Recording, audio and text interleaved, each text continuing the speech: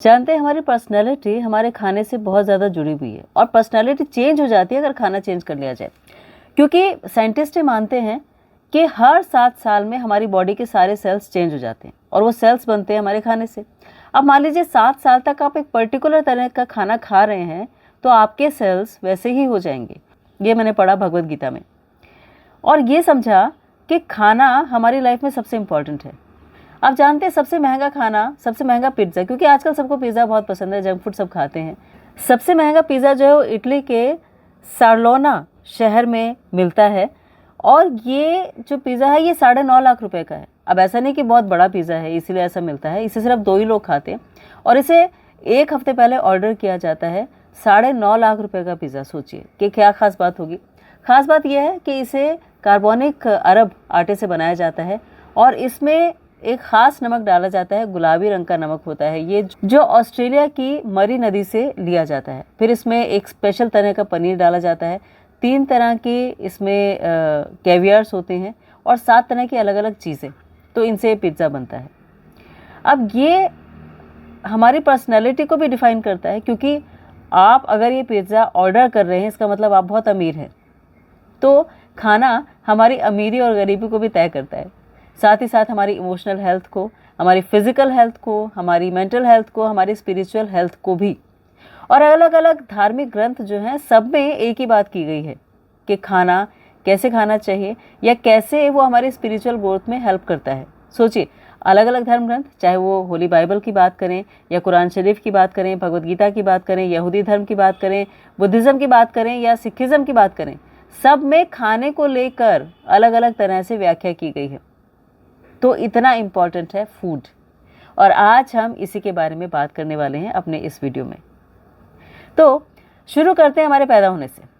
जब हम पैदा हुए थे हम बहुत स्वार्थी थे, क्योंकि तब हमें सिर्फ अपने सर्वाइवल के लिए कुछ चाहिए था और सबसे पहले सर्वाइवल इंस्टिंक्ट में आता है खाना। अब सोचिए, एक छोटा सा बच्चा होता है, हर चीज़ को पहचानने के लिए उसके पास सिर्फ उसका मुँह है, तो आप चप्पल दे दीजिए, चप्पल भी मुंह में डाल लेगा, कोई कीड़ा चल रहा है उसे मुंह में डाल लेगा, कोई खाने की चीज़ है उसे मुंह में डाल लेगा। और जब वो पैदा होता है तो उसे कुछ नहीं पता होता सिवाय इसके कि उसे खाना चाहिए। वो ज़ोर ज़ोर से रोता है और माँ किसी भी कंडीशन में है, बेशक बीमार है, बेशक वो बहुत अच्छी तरह से हेल्दी नहीं है, स्वस्थ नहीं है, तो भी उस बच्चे को सिर्फ माँ से दूध चाहिए या जो भी उसे दूध दे वो उसके लिए सबसे इम्पॉर्टेंट इंसान है। अब इमोशनल हेल्थ की बात करें तो हमारी इमोशनल हेल्थ भी इससे अफेक्ट होती है। जानते हैं खाना हमारे माइंड के न्यूरोट्रांसमीटर्स को अफेक्ट करता है। तो अगर आप ओमेगा 3 फैटी एसिड ज़्यादा लेते हैं तो आप ज़्यादा शांत रहते हैं, ज़्यादा चिंता मुक्त रहते हैं। लेकिन अगर आप जंक फूड ज़्यादा खाते हैं तो फिर आप बहुत ज़्यादा इरिटेटेड फील करते हैं, या फिर अगर आप प्रोसेस्ड फूड ज़्यादा खाते हैं, चीनी ज़्यादा खाते हैं, तो भी आपको मूड स्विंग्स ज़्यादा होते हैं। इसीलिए खाना हमारी इमोशनल हेल्थ से जुड़ा हुआ है, फिजिकल हेल्थ से तो जुड़ा ही हुआ है, क्योंकि खाने से हमें एनर्जी मिलती है, खाने से हमारी इम्यूनिटी बढ़ती है, खाने से हमारी बॉडी फिट रहती है। तो इसीलिए बार बार डॉक्टर्स कहते हैं कि बैलेंस डाइट खाओ। सर्दियां हैं तो ज़्यादा हरी सब्जियां खाइए, पत्तेदार सब्जियां खाइए, क्योंकि ये सारी की सारी आपकी फिजिकल हेल्थ को अच्छी रखेंगी, आपका मोटापा नहीं बढ़ने देंगे, आपको स्ट्रेस नहीं होने देंगे, आपको एंजाइटी नहीं होगी और आपका वेट कंट्रोल रहेगा। मेंटल हेल्थ की बात करें तो भी खाना सबसे इम्पॉर्टेंट है, क्योंकि अगर आप लाइट फूड लेते हैं यानी हल्का सुपाच्य भोजन लेते हैं तो आपकी याददाश्त बढ़ती है, आप बहुत सारी चीज़ों को समझ पाते हैं और आपकी मेमोरी अच्छी तरह से फंक्शन करती है, आप क्रिएटिव रहते हैं। लेकिन अगर आपने प्रोसेस्ड फूड लिया तो फिर आपका माइंड आलसी हो जाता है, वो कुछ नया नहीं सोच पाता है और सिर्फ नींद लेना चाहता है। ये सब चीज़ें इसलिए इम्पॉर्टेंट बतानी हैं आपको, क्योंकि जैसे अगर आप अपनी बॉडी को फिट भी रखना चाहते हैं, आप जिम भी जाते हैं, तो भी सोचिए कि जब आप जिम में जा रहे होते हैं तो जो जिम ट्रेनर है वो आपको ये कहता है कि देखिए 80% आपका खाना है, 20% एक्सरसाइज है, इसलिए अपनी डाइट कंट्रोल कीजिए, या मैं आपको डाइट चार्ट दूंगा, उसके हिसाब से आपको खाना खाना है, आपको प्रोटीन इंटेक बढ़ाना है, आपको फैट कम करना है, आपको कार्बोहाइड्रेट भी लिमिटेड ही लेना है। तो इसी तरह से हमारी पूरी की पूरी हेल्थ, पूरी साइकिल इसी से जुड़ी है। स्पिरिचुअल हेल्थ की बात करते हैं तो खाना हमारी कॉन्शियसनेस को अफेक्ट करता है, और जैसा हमारा खाना होता है वैसी हमारी कॉन्शियसनेस होती जाती है। जैसा खाओ अन्न वैसा हुआ मन, ये तो आपने सुना ही होगा। तो मन कैसे अफेक्ट होता है खाने से? तन तो हमने समझ लिया अफेक्ट हो रहा है, पर मन यानी कॉन्शियसनेस, आप सोचिए एक ही तरह का खाना होता है या एक ही तरह की सब्जी आती है, एक ही तरह के मसाले होते हैं, वही गैस है, वही कढ़ाई है, वही घी है, वही तेल है, वही हींग है, वही जीरा है, लेकिन फिर भी माँ बनाती है तो स्वाद अलग है, मेड बनाती है तो स्वाद अलग है, बाहर से आप लेकर आते हैं तो स्वाद अलग है। क्यों? क्योंकि उनकी कॉन्शियसनेस, जो भी बना रहे हैं उनकी कॉन्शियसनेस उस खाने में जा रही है। तो अगर आप बाहर से खाना खाते हैं तो ये अपने आप को एनालाइज कीजिएगा कि आप में बहुत ज़्यादा पैसा पैसा पैसा पैसा कमाने की जो प्रवृत्ति वो बढ़ती जा रही है, आप शांति नहीं हो रहे हैं। आप जितना कमा रहे हैं आपको लग रहा है कि उससे भी कहीं ज़्यादा आपको कमाना है। जानते हैं क्यों? क्योंकि जब बाहर से आप खाना ऑर्डर करते हैं या खाना लेकर आते हैं या वो खाना खाते हैं तो सोचिए वो एक कमर्शियल एंगल से बनाया गया, उसे जो बना रहा है उसके दिमाग में सिर्फ इतना है कि मेरा खाना ज़्यादा बिके, ज़्यादा पैसे आएँ, ज़्यादा प्रॉफिट हो, मैं और बड़ी दुकान बना सकूं। तो वो जो कॉन्शियसनेस थी उसकी, जो बना रहा है कि उसको ज़्यादा इंक्रीमेंट मिल जाएगा, ज़्यादा पैसे वो कमा सकेगा, ज़्यादा अच्छा टेस्टी खाना बनाएगा, ज़्यादा टेम्पटिंग होगा तो ज़्यादा बिक जाएगा, ये कॉन्शियसनेस ज़्यादा ज़्यादा ज़्यादा वाली, ये ग्रीड, ये लालच हमारे अंदर भी आता जा रहा है। इसलिए आजकल हम बाकी सारी चीज़ों को छोड़कर सिर्फ पैसा कमाने के पीछे भाग रहे हैं। दोस्तों सोचिए कितनी बड़ी बात है, एक ही खाना लेकिन स्वाद सबका अलग अलग, माँ के हाथ का अलग, मेड का अलग, बाहर का अलग, अपना बनाया हुआ अलग। तो खाना हमारी कॉन्शियसनेस को अफेक्ट करता है। और भगवद गीता हमें बताती है कि अगर हमें अपनी कॉन्शियसनेस को ठीक रखना है तो खाने को कैसे हम लें। मान लीजिए मैं बाहर से भी खाना है तो भी हम क्या चेंज कर सकते हैं कि हमारी कॉन्शियसनेस ठीक रहे, हमारी हेल्थ ठीक रहे, हमारी मेंटल बीइंग ठीक रहे और हम इमोशनली भी स्ट्रांग रह सकें। तो उसके लिए भगवद गीता के 3rd चैप्टर का 13 श्लोक क्या कहता है, पहले श्लोक पढ़ते हैं। श्लोक कहता है, यज्ञशिष्टाशिनः सन्तो मुच्यन्ते सर्वकिल्बिषः भुजन्ते ते त्वघं पापा ये पंचत्यात्मकारणात्, के जो आध्यात्मिकता में बढ़ना चाहते हैं वो अर्पित किया हुआ भोजन ही खाते हैं क्योंकि उससे वो सब तरह के पापों से मुक्त हो जाते हैं, लेकिन जो अपने आनंद के लिए पकाते हैं वो केवल पाप ही खाते हैं। तो सिर्फ भगवद गीता ही नहीं दोस्तों, बल्कि बहुत सारे अलग अलग धार्मिक ग्रंथ हैं जिसमें यही कहा गया है कि जो भी हम खा रहे हैं उसे ऑफर करना चाहिए, अर्पित करना चाहिए और फिर खाना चाहिए। नहीं तो अगर सिर्फ अपने लिए बनाया और खाया तो वो पाप है, क्योंकि उसमें ग्रैटिट्यूड नहीं है। ग्रैटिट्यूड मतलब कि उसमें थैंक्स नहीं है कि हमें जिसने दिया, प्रकृति ने दिया, सूर्य ने दिया, चंद्रमा ने दिया। चंद्रमा में कोई भी सब्जी में रस आता है या फ्रूट में रस आता है तो वो टेस्टी लगती है। अगर सूरज की रोशनी नहीं है तो वो पक ही नहीं सकती। अगर प्रकृति से हवा पानी सब नहीं मिल रहा है तो फिर वो कैसे बड़ी होगी, बीज से कैसे वो फल या फूल बनेगा। या अगर वो प्रकृति जो उस ऊपर वाले की अध्यक्षता में कार्य करती है, जो भगवद गीता में बताया गया है, मया दक्षिण प्रकृति सूयते सचराचरम, वो अगर हम उन्हें थैंक्स नहीं कहेंगे तो ये समझ लीजिए जैसे हमारे पापा ने हमें खाना लाकर दिया घर में और हम बिना उन्हें थैंक यू बोले और खा लें, बिना ग्रैटिट्यूड शो किए, बिना ये कहे कि आप हमारा कितना ख्याल रखते हैं। बस इतना सही तो है ऑफरिंग करना, इसमें कोई बहुत बड़ी बात नहीं है। लेकिन वो ऑफरिंग करने से उसके रिजल्ट्स या उसकी टेंडेंसी या उसकी कॉन्शियसनेस बिल्कुल चेंज हो जाती, ये बड़ी बात है।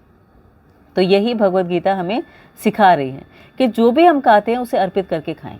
तो इससे क्या फ़ायदा होता है, हमें आध्यात्मिक तरीके से देखें तो इसमें बताया गया है कि जब भी हम खाना जो है वो खाना सबसे पवित्र माना जाता है आध्यात्मिकता के हिसाब से, तो वो हमारे जो रिलेशनशिप है भगवान से उसे स्ट्रॉन्ग करता है। इसीलिए श्रद्धा के साथ अगर हम खाते हैं, सुखासन में खाते हैं यानी आलती पालती मार के बैठ के खाते हैं और कृतज्ञता के साथ खाते हैं तो हमारी आध्यात्मिक एनर्जी यानी आध्यात्मिक ऊर्जा बढ़ती है। और अगर हम सिर्फ इंद्रिय तृप्ति के लिए खाते हैं तो हम भौतिकता में बढ़ते जाते हैं, यानी भौतिक उलझनों में बहुत ज़्यादा बढ़ जाएंगे। इसीलिए इसमें कहा गया है कि भोजन को शुद्ध करना है तो आप उसको ठीक से भोग लगाकर ही खाइए। वैसे अलग अलग धार्मिक ग्रंथ है जिसमें यही बताया गया है। जैसे बाइबल में कहा गया है, सो वेदर यू ईट और ड्रिंक और what ever you do it all for the glory of the God, कि आप जो भी खाएं पिएं या कोई भी काम करें वो सब भगवान की महिमा के लिए करें। कुरान शरीफ में बताया गया है, eat of the good things we have provided for you and be grateful to Allah if it is him that you worship, कि हमने तुम्हें जो अच्छी चीज़ें दी हैं उनमें से खाओ और अल्लाह का शुक्र अदा करो अगर तुम उनकी इबादत करते हो। यहूदी धर्म में बताया गया है, When you have eaten and are satisfied, praise the Lord your God for the good land He has given you. कि जब तुम खाना खा लो और तृप्त हो जाओ तो उस अच्छी धरती के लिए भगवान का धन्यवाद करो जो उसने तुम्हें दी है। बौद्ध धर्म में कहा गया है 5 ध्यान होते हैं जो भोजन को ब्रह्मांड का उपहार मानकर सोच समझकर ग्रहण करने चाहिए। वो क्या है कि भोजन करने से पहले हमें सोचना चाहिए कि पूरा भोजन पूरे ब्रह्मांड का उपहार है। इसे बनाने में कितने लोगों ने मेहनत की है। मैं इसे अपने शरीर और मन को स्वस्थ रखने के लिए ले रहा हूँ। मुझे लालच और इच्छाओं पर काबू रखना है और ये भोजन मेरी आध्यात्मिक प्रगति में मदद करेगा। सिख धर्म में बताया गया है, यानी गुरु ग्रंथ साहब में कहा गया है, ये है गुरु ग्रंथ साहब का पेज नंबर 1245 यानी 1245। इसमें कहा गया है, the hands and feet that serve are blessed, the mouth that sings his praise is pure. कि जो हाथ और पैर सेवा में लगे हैं वे धन्य हैं और जो मुख भगवान की भक्ति करता है वो पवित्र है। और जो आदिवासी परंपराएं हैं ना दोस्तों, जो स्थानीय परंपराएं हैं, उसमें भी कहा गया है कि प्रकृति के साथ जो भोजन हमें मिलता है उसके लिए कृतज्ञता और सम्मान हमें देना चाहिए। कि भौतिक प्रकृति जो है जो भोजन हमें देती है उसके प्रति कृतज्ञता व्यक्त करें, सम्मान करें। पेड़ पौधे, जानवरों, जल स्रोतों सबको धन्यवाद दें क्योंकि उन्होंने हमारी ज़िंदगी को संभाला हुआ है। कितनी बड़ी बात है कि सिर्फ एक खाना जो अगर हम कृतज्ञता के साथ खाते हैं, थैंकफुल होकर खाते हैं, ग्रैटिट्यूड के साथ खाते हैं और शेयर करते हैं दूसरों के साथ, जिसे दान कहा जाता है, जिसे ज़कात कहा जाता है, जिसमें अलग अलग डोनेशंस की बात की जाती है कि खाना आप डोनेट कीजिए, तो वो कृतज्ञता का भाव, वो शेयरिंग हमारी सारी पर्सनैलिटी को ही चेंज कर देती है। क्योंकि तब हमारी ईगो खत्म होती है, हमारे अंदर विनम्रता आती है और हम जिंदगी को समझ पाते हैं और फूड वेस्ट भी नहीं करते। इसीलिए भगवत गीता का ये जो चैप्टर है, 3rd चैप्टर, जिसका 13 श्लोक हम पढ़ रहे हैं, ये बार बार हमें यही याद दिलाता है कि खाना तो हम खा रहे हैं, वैसे भी खाएंगे, लेकिन पाप के तरीके से क्यों खाएं। अगर हम उससे अपने आप को एनर्जाइज कर सकते हैं स्पिरिचुअली, तो एनर्जाइज करके क्यों ना खाएं। तो इस श्लोक को आप पढ़िएगा, समझिएगा और फिर इसके बारे में और भी बात करेंगे कि खाना कैसे हमारी कॉन्शियसनेस से और हमारी लाइफ के अलग अलग डिसीजन से जुड़ा हुआ है और कैसे वो डिसीजन हम चेंज करते हैं तो पूरी लाइफ चेंज हो जाती है। और सिर्फ यही लाइफ नहीं बल्कि आगे आने वाले जन्म भी चेंज हो जाते हैं। ये भी अगले श्लोक में बताया गया क्या है, बताएंगे, बात करेंगे। लेकिन आज के लिए इतना ही। आपने इतना टाइम निकाला इसके लिए और इसे देखा, और आई होप कि ये देखने के बाद आपका थोड़ा सा खाने के प्रति नज़रिया जो है बदल जाएगा। आप बाहर से ऑर्डर करते टाइम थोड़ा सा सोचेंगे या खाने को खाने के अलावा इस तरह से खाएंगे कि ये आपको मेंटली, स्पिरिचुअली, इमोशनली भी एनर्जाइज कर रहा है, और फिर आप अपने अंदर चेंजेस भी देखेंगे।